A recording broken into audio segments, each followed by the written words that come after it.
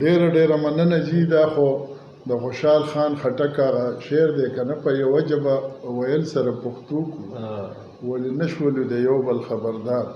د یو وخت داسې و چې بس مواصلات نه وو، موږ د یو بل نه لرې وو، لهجې یو بل امکان لري چې هغه وخت کې موږ د یو بل په لهجې ډېرې، دا زموږ ټولې لهجې چې دي د پښتو، دا زموږ پښتو ده، ټولې زموږ خپلې ژبې دي، خپلې لهجې دي. نو یقینا په دغه سیمینارونو کانفرنسونو چې ډاکټر صاحب کړي دي د لهجو په حواله خصوصا، هغې خو ما ته روحاني طور زه ډېر زیات ماته یو سکون راکړو او ډېر زیات خوشحاله وم. او یقینا چې هغه دا د دې یو غټه هڅه وه، دغه شان دي په ترجمه باندې هم یو دغه کړی. بیا د جلال آباد او د پېښور پوهنتون یونیورسټۍ د دې یو شریک دلته یو پروګرام پښتو اکیډمۍ را جوړ کړی. نو ډېر ګټور کارونه یې کړي چې هغه د زموږ د ژبې له او زموږ کلتور له چې کوم دی، څنګه چې ډاکټر صاحب وي.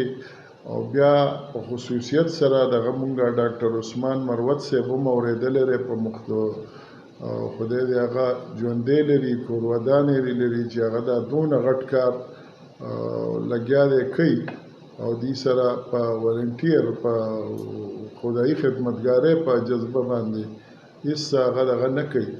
نو دا د هغه دا هڅې چې کوم دی نو دا د ژبې او د قوم د ودې دپاره چې کوم دی نو دغه دي.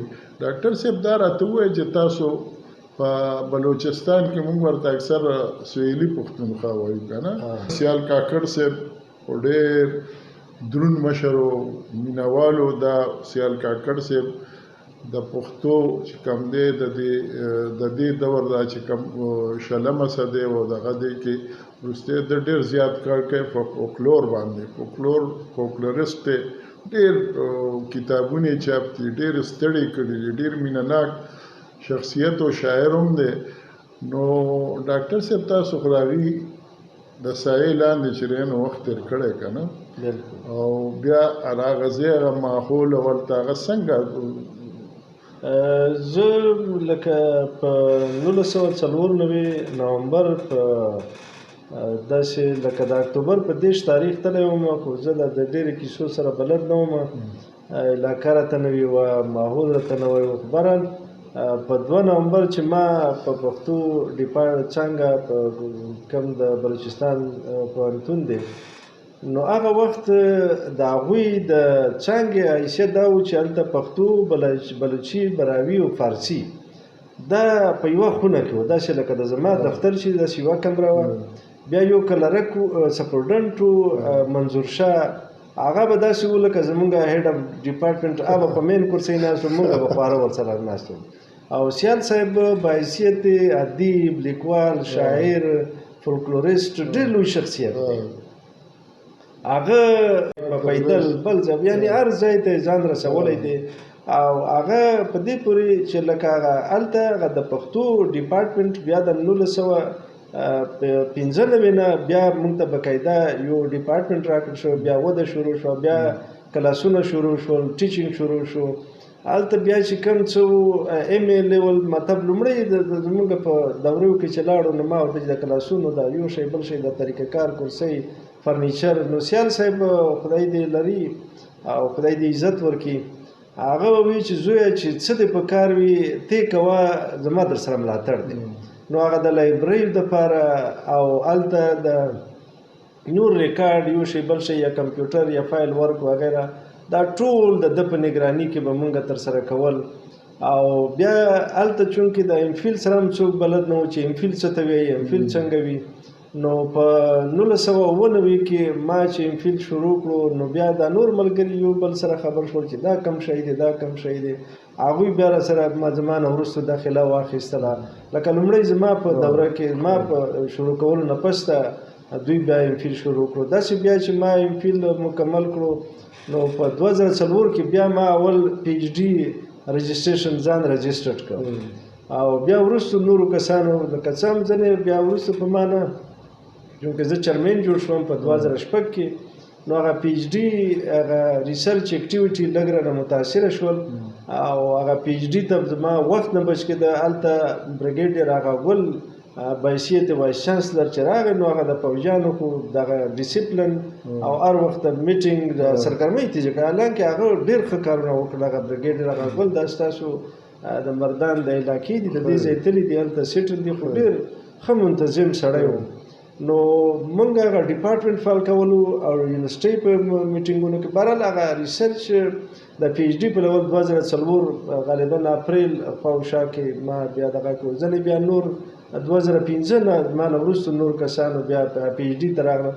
لکه هغه د ډپارټمنټ فعاله کولو کې د نورو شیانو کې خدای پاک لکه زه دا نه وایم چې ما وکړه، خو زما نه خدای پاک دا کار یعنې ما خپل هغه وخت چونکې زما د په سټډي باندې په لیکل مطالعه په دې شیانو سره مې ژوند ډېر تېر شوی و.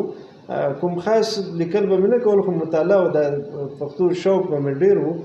نو د هغې په نتیجه کې دا کیسې هلته ډېر فعالیت راووته او تر کومه پورې چې د سیال صاحب یا د نورو تعلق دی، د سیال شخصیت ډېر لوی شخصیت دی او ډېر لوی کار یې کړی دی، خصوصا په فولکلور کې هر اړخ یې د فولکلور راخصی دی. او دا د کالج د دور نه چې دی استاد لګېدلی و چې چېرته چېرته بدلون و، ده به دا فولکلوري اساسې راټولولې. هغه علاقه اوس چونکې لکه د کلیوال ژوند لږ اثار پکې ډېر دي، نو د ثقافتي د اقدارو په لحاظ سره یا د ژبني د تورو د ټکیو په لحاظ سره ډېره اساسه یا ډېره ذخیره اوس هم هلته خوندي ده. نو موږ اوس هم څه شاګردان دلته چې راغلي دي، که زما 2 شاګردان دي، یو میرحسن اتل ډېر ښه لیکوال دی او یو ذاکر زیارتوال دی، ډېر ښه دواړه لیکوالان دي. هلته مې هم شاګردان و دا ذاکر. نو هغوی مې اوس په دې شیانو لګول چې تاسو په دغه لهجو باندې، په د ثقافت باندې، لکه د ټول د بلوچستان مختلفو علاقو د ثقافت د ژبې دا شیان موږ هغوی ته ورکړي دي.